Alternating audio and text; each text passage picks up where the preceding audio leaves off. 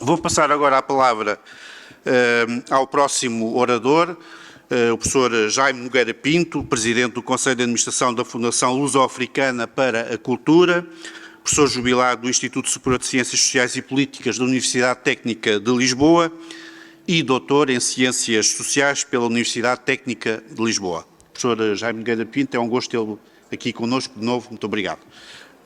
Muito obrigado, doutor Vitalino Canas. Muito obrigado também aqui pelo convite. É sempre bom, como antigo aluno desta faculdade, estar aqui, ver alguns colegas e amigos. E hoje, enfim, vamos, como o doutor Vitalino Canas estava aqui a falar, quais são os temas fortes da atualidade. O tema forte da atualidade é, de facto, neste momento, o que é que deste conflito, enfim, que se vem generalizando, o que é que vai acontecer? Vamos, enfim, tentando. O Dr. Durão Barroso dizia que não ia ter tempo para falar do que vinha a seguir e, de facto, seria uma grande pretensão e ousadia falarmos do que vem a seguir. Mas podemos sempre, olhando um bocadinho para o passado, e até porque a natureza humana, a natureza das sociedades muda, mas a natureza humana não muda assim tanto, olhando, portanto, para algumas experiências do passado, tentar formular algumas hipóteses do futuro, que não são famosas nem muito otimistas. Mas vamos ter que lidar com elas. Ora bem, os grandes conflitos foram sempre a causa e o instrumento das grandes mudanças da ordem internacional. E não só de uma nova repartição territorial e geopolítica, na seleção e renovação da hierarquia das potências, mas também dos próprios valores e princípios inspiradores e legitimadores da ordem internacional. Foi da Guerra dos 30 Anos que nasceu a ordem consagrada pelos Tratados de Westfália, com a secularização dos poderes estatais e das razões da paz e da guerra, e também pela adoção de regras comuns para a relação entre os Estados soberanos, um sentimento que estava bem presente nas diplomacias europeias do século XVIII. Foi das guerras da Revolução e do Império que, após uma temporária restauração dos valores do Ancien Regime, nasceu a ordem do constitucionalismo liberal, que dominou progressivamente os Estados europeus e se estendeu aos novos Estados independentes do continente americano. Assim, o mundo dos finais do século XIX é um mundo eurocêntrico, de monarquias constitucionais, havendo duas repúblicas da França e da Suíça, destas monarquias umas mais conservadoras, outras mais liberais. À margem do sistema, embora não ostracizada, estava a Rússia czarista, que se via como um baluarte do cristianismo e da tradição, e mantinha, nas suas classes intelectuais, um duelo surdo entre eslavófilos e europeizantes. A Guerra da Crimeia, em que se enfrentaram os russos com o Império Otomano, aliado aos franceses e ingleses, foi vista pelos russos como o cenário de uma traição das nações do Ocidente à cristandade. E Dostoiévski deixará no seu diário páginas amargas sobre o tema. A derrota na guerra e a morte do czar autocrata e conservador, Nicolau I, que parece que é o modelo de Vladimir Putin, que pelo menos tinha o seu retrato nas antecâmaras do seu gabinete, vão levar à sucessão por Alexandre II, que fará a libertação dos servos e reformas liberalizantes. Mas estes Estados europeus do final do século XIX governavam-se e agiam segundo as regras da Realpolitik, isto é, afirmavam, às vezes até arrogantemente, os seus interesses nacionais e desígnios imperiais, que os levaram à partilha de outros continentes, onde se esboçavam, entretanto, as primeiras reações ao imperialismo europeu. A guerra de 1914-1918 veio acabar com esta ordem, levou à destruição dos impérios centrais, alemão e austro-húngaro, e ao seu aliado otomano, com uma erupção nos territórios imperiais de uma multiplicidade de nações que a eles estavam anteriormente submetidas. Umas na Europa tornaram-se independentes, outras no Médio Oriente e noutros continentes passaram a outras tutelas e subordinações. Mas o resultado mais importante desta guerra foi a Revolução Soviética e o triunfo, num grande Estado da Eurásia, de uma ideologia política revolucionária internacionalista e cosmocrática, com ambições messiânicas de instalar a sua verdade e o seu modelo de sociedade por todo o mundo. Ora, a política, as ideias, as ideologias, os movimentos, os regimes políticos são também reativos, ou são principalmente reativos. A relação amigo-inimigo é o motor mais forte e dinâmico da razão política e o medo ao comunismo levou então a soluções radicais, com o apoio das nascentes classes médias, aos movimentos autoritários de sinal oposto que triunfaram a partir do movimento fascista de outubro de 22. Embora a maior parte das reações anticomunistas cristalizassem em soluções nacionais autoritárias, geralmente patrocinadas pelos exércitos, como foi o caso da ditadura de Primo de Rivera em Espanha, do Estado Novo em Portugal e vários regimes na Europa Oriental, nos Balcãs e nas Américas. Estas soluções propagaram-se pelo mundo não europeu no tempo entre as duas guerras e o clima foi reforçado pela grande crise do capitalismo euro-americano, acabando por levar ao poder, por via eleitoral, o Partido Nacional Socialista de Hitler, um partido que pretendia arriscar a Ordem de Versailles e atribuía um destino messiânico ao povo alemão.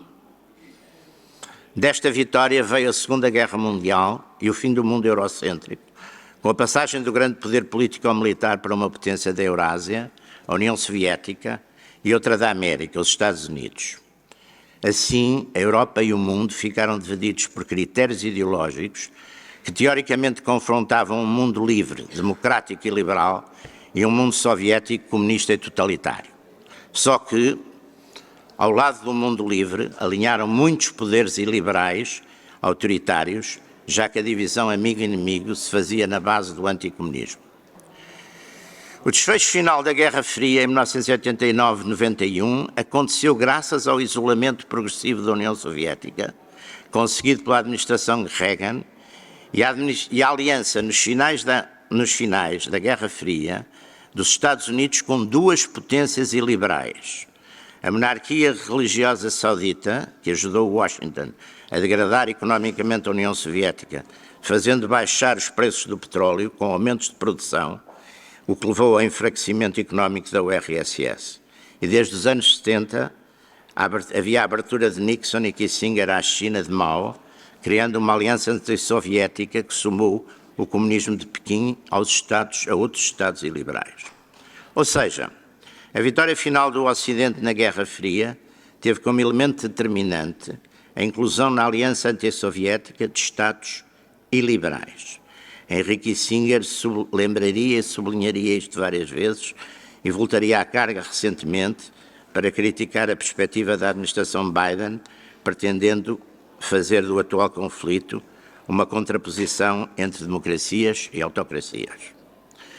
No pós-Guerra Fria, houve uma euforia interpretativa entre os vencedores, legitimada intelectualmente por alguns académicos como Francis Fukuyama, com a sua teoria neo-hegeliana sobre o fim da história, que vieram sustentar o alargamento a todo o globo do modelo liberal democrático anglo-saxónico, de pluralismo partidário competitivo e economia de mercado.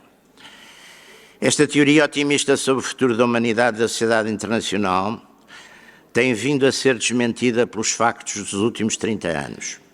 Desde os movimentos terroristas jihadistas dos princípios do século XXI, até à afirmação de tendências nacionais autocráticas em potências regionais como a Rússia e a Turquia, e à permanência em coexistência do capitalismo de direção central e do monopartidarismo comunista da República Popular da China. Podemos assim dizer que a ordem neoliberal inaugurada há 3 décadas no fim da Guerra Fria, já antes da invasão da Ucrânia pela Rússia, estava posta em questão em importantes partes do globo. Mas a invasão pela Rússia da Ucrânia, em 24 de fevereiro, pôs definitivamente em questão esta ordem global. Vejamos como e porquê. O direito de guerra e de paz, estabelecido e legitimado pela Carta das Nações Unidas e condenatório da guerra de agressão, foi pela primeira vez violado no berço do mundo euro-americano. Os europeus tinham a tradição e o costume de olhar com complacente e eurocêntrica percepção de civilizados os conflitos no resto do mundo. Desta vez foi dentro das suas fronteiras que a invasão de um Estado por outro aconteceu. Sem dar especial significado a um complexo e casuístico dossiê de justificações, que vão desde os avisos dos grandes estrategas ocidentais, como George Kennan e Henry Kissinger, sobre a suscetibilidade securitária de Moscou às aproximações da fronteira da Rússia, uma suscetibilidade baseada na experiência de um elenco de invasões tradicionais. Também não há dúvida que algum comportamento dos países ocidentais, nomeadamente a declaração antes da invasão do Presidente Biden de que os Estados Unidos nunca iriam para a guerra com a Rússia, penso que terá facilitado e encorajado essa invasão. Até porque Putin, como bom autocrata, terá interpretado de modo favorável essa expressão do presidente americano. A guerra na Europa Oriental desferiu um golpe sério, se não definitivo, à ordem liberal inaugurada há 30 anos com o fim da Guerra Fria. Moscou rasgou um protocolo sobre a guerra e a paz que parecia intocável, embora várias vezes tivesse sido rasgado e violado noutros continentes, considerados para o efeito comodamente como periféricos. Que ordem sairá desta guerra dos seus resultados? Partindo sempre da devida condenação da invasão russa, que além de trazer a guerra de volta à Europa, trouxe a desgraça a milhões de ucranianos inocentes, não se pode deixar de referir, por muito politicamente incorreto que tal pareça, algumas culpas do Ocidente. Estados Unidos e Europa, desde logo, o ponto que já referimos dos Estados Unidos terem afastado à cabeça aquilo que teria sido essencialmente o grande motivo de dissuasão, que era uma reserva da sua opinião. É evidente que o presidente Biden não tinha que dizer que os Estados Unidos iam para a guerra caso a Rússia invadisse a Ucrânia, mas não tinha nada que dizer que não iam para a guerra. Depois também foram desprezadas as tradicionais preocupações securitárias da Rússia, tantas vezes invadida e devastada pelos invasores, dos mongóis aos polacos, aos suecos, aos franceses, aos alemães. Não quer dizer que haja racionalidade nestas preocupações, ou que haja uma grande racionalidade, mas deviam-se ter tido em conta, porque quem lá estava era quem lá estava, não é? Também desde a invasão que a política euro-americana tem cometido erros, a começar pelo modelo das sanções à Rússia, que não foram pensadas em termos das suas consequências e que até agora só aumentaram os recursos de Moscou. As sanções no oil and gas, como penso que todos sabem, inicialmente não só não têm prejudicado a Rússia, mas acabaram por lhe dar vantagem, levando a um muito maior encaixe financeiro. Por outro lado, é alarmante a quantidade de Estados que se recusaram a alinhar com as políticas euro-americanas na segregação e punição de Moscou por sanções. Estados que vão desde mais de metade da União Africana à China, à Índia e a uma parte substancial dos países da América Latina e da Ásia. As sanções, que até agora parecem ter tido, portanto, o mérito de encher os cofres de Putin, além de fazer a unidade pela negativa, na lista de países que não alinharam nas sanções, países que têm valores políticos e ideológicos tão diferentes como a China, a Índia, a Turquia, o Brasil, o México e grande parte dos países africanos. Será bom que a ordem internacional a nascer deste conflito tenha uma preocupação realista de consideração e respeito pelos interesses nacionais de cada Estado, que dispense grandes proclamações ideológicas e maniqueísmos institucionais.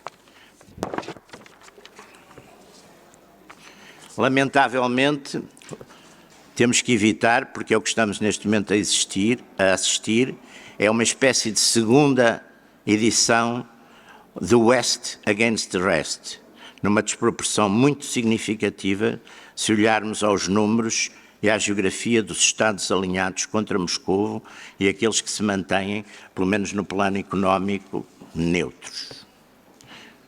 Este desequilíbrio não deve, de maneira nenhuma, ser acompanhado por uma tendência que, para este desequilíbrio, não é novo e vem, infelizmente, acompanhar uma tendência que vemos já praticamente desde o princípio deste século. Ou seja, a política de expansionismo democrático parece, a avaliar pelos relatórios da Freedom House, ter, bem pelo contrário, levar a uma regressão nos últimos 15 anos dos Estados que podemos considerar Estados de democracia liberal plena. Segundo a organização norte-americana, portanto a Freedom House, atualmente apenas 20% da população mundial vive em países livres, 42% vive em regimes híbridos e 38% está em estados autoritários e totalitários. Estados que, e para além disso, temos que considerar, a par daqueles movimentos e daqueles estados em que se consideram, digamos, nacionalismos iliberais, num sentido mais direitista, se quisermos pôr assim, também a grande quantidade de estados nas Américas, chamada América Latina, estados que estão dominados por formas de populismo mais depressa de esquerda e também por fortíssimos movimentos, aí já nos Estados Unidos e na Europa, movimentos de tipo woke, de cancelamento intelectual e cultural, que geram reações normalmente muito radicais e que estão a gerá-las. De qualquer modo, e para terminar, eu penso que sempre que uma ordem ideológica e geopolítica é posta em questão, gera-se, antes de surgir uma nova ordem, um período de interregno, que é aquele que estamos a viver.